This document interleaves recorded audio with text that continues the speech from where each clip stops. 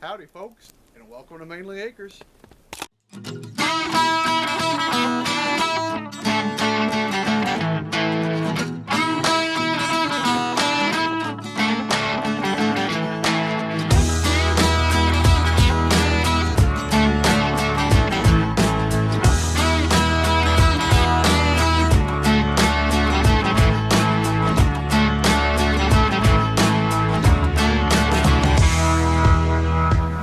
Howdy folks, and thank you for joining me on another video. Today we are going to be doing a sewing video, and the main topic of this video is going to be on the modifications that I have done to my sewing machine to allow me to sew smoothly and allow this machine to be a pleasure to work with instead of a pain.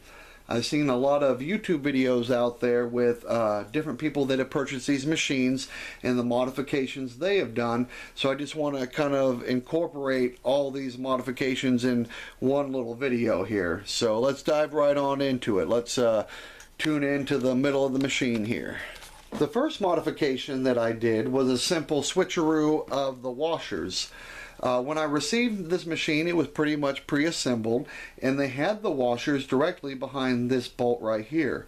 The only thing I did was remove the bolt in this arm and replace the washer from this location to this location. And what this is in between the cast iron frame and the steel rocking arm here. And the reason why I did that is because I was running my machine and it was kind of stiff, and it kind of had a lot of friction I could feel in the crank, and it was kind of hard to sew with. And I was trying to look throughout the machine and find some places where there might be some extra friction, and sure enough, this point here and the point directly behind it were having a lot of issues with the friction. Well, that was because before I replaced the washer and put it behind here, this metal bar was rubbing up against this frame, and this frame is a rough cast iron, and it's real rough and porous. So when you replace the washer behind here, it allows you to have a nice smooth metal on metal contact on this pivot point, and allows it to go up and down very smoothly. It also reduces the surface area that is rubbing or grinding on this point, which also helps reduce friction. And I'll show you that in real quick in this video right now.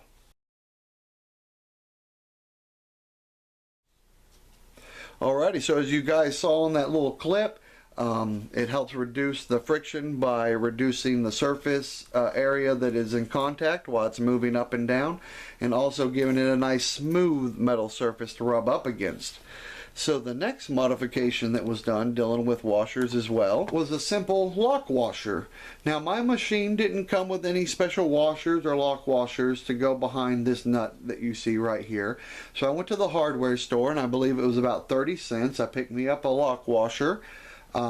Unscrewed this bolt here, put the lock washer on, and tightened it back down, and it solved the issue of when you are sewing, sometimes this nut will start walking off of the post, and when that happens, your flywheel can come off of the post and land on the floor if you're lucky, sometimes on your toe if you're unlucky, kind of like me. So save yourself the toe pain and get yourself a lock washer. So that's going to wrap up the modifications dealing with washers. Let's dive into some of the modifications I did with a little bit of filing work. Alrighty, now we're zoomed into the sewing head, or the front of the sewing machine here. And the next modification I want to talk about is this presser foot. And what you're going to want to do is there's two screws on the back side of this presser foot. You're going to want to unscrew those and remove the presser foot from the machine. You're going to want to take a flat file and give about a good 8 or 7 strokes across the bottom here, and what that's going to do is it's going to kind of round off the teeth on the bottom of your presser foot.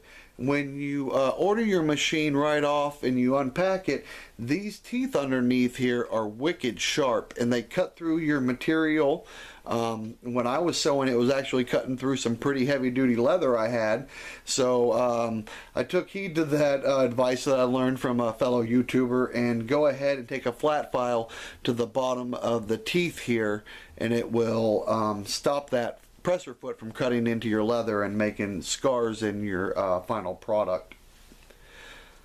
Another thing that I did with a file, and I'll remove this little plate here so you guys can see what I'm talking about.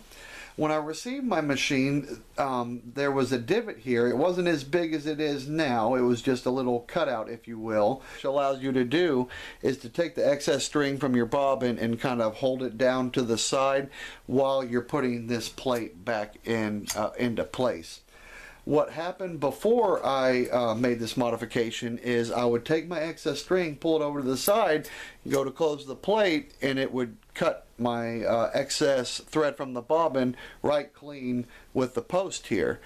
And what was going on is the little cutout that they had done wasn't deep enough. So you just simply take a rounded file, and you just take the tip of it, and you just kind of work it back and forth in kind of a back to forth motion like so, and work it down until you get a nice little groove in there so your thread can sit nicely in that groove and you can close your plate without having the plate cut your excess thread.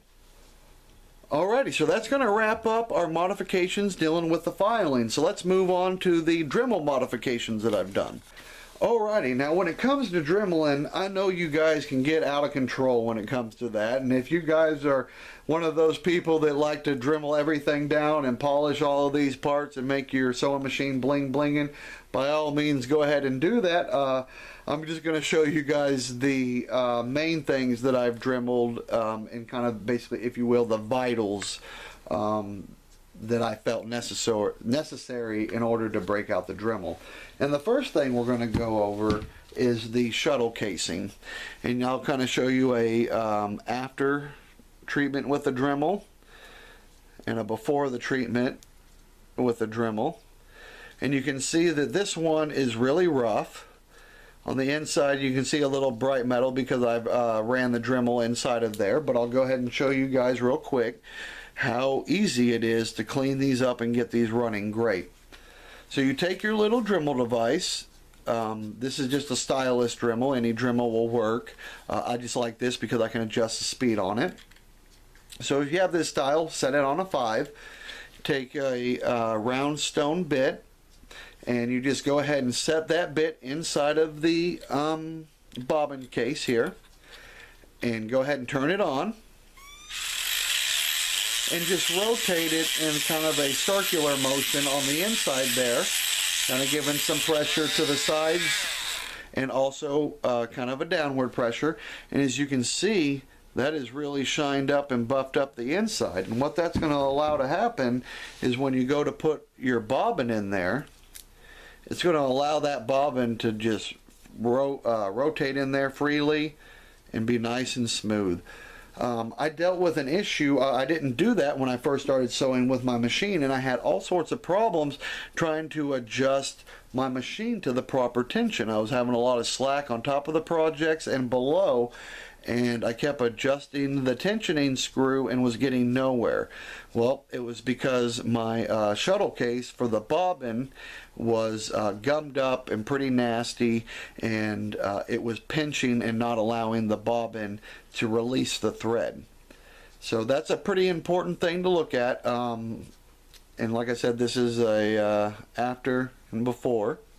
If you have any rough edges along this beam here or on any other parts, you know, feel free to take a file and kind of round them off. I was very fortunate with my machine that it didn't have a lot of rough edges other than this top plate here that I had to use a round file and kind of smoothen out and make sure that that divot here was down far enough so that way there was no problems.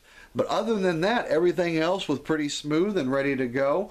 I will also say, when you order these machines, if you guys are thinking about ordering one of these or you have ordered one, you will know that it comes covered in like a cosmoline or a thick grease, and I believe they just put that on there to protect it while shipping. So just take a cotton cloth and some degreaser and give it a good wipe down. As far as maintenance, guys, I use a 4-in-1 oil, and I only use that on this pivot point here, the one on the back.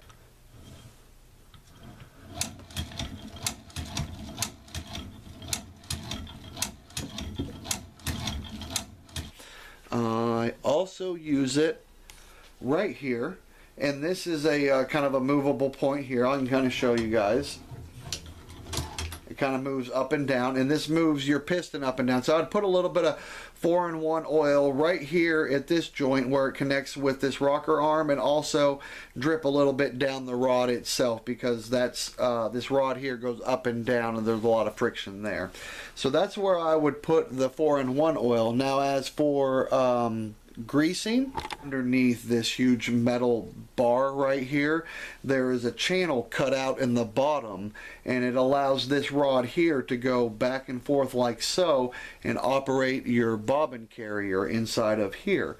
And so I put grease all in that channel and all along the rod as well, and so that allows for a nice smooth action when it's going back and forth.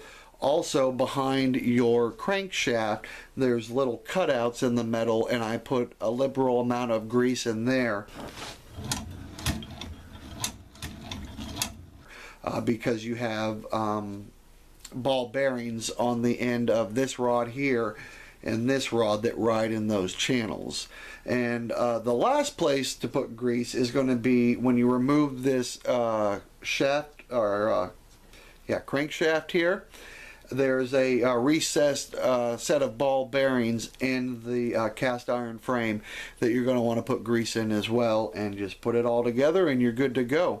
All these modifications, it just made this a night and day difference in sewing. So I recommend all of you guys that either have one of these or thinking to get one of these to go ahead and make those real simple modifications. And of course, if you guys have any questions or concerns about it, please leave questions in the comment box below. You guys take care and have a good one, and look forward to those videos I'm going to put out on threading your bobbin, loading it in the machine, threading the machine, and just general running and how to with working this as well. So stay tuned, guys. Take care.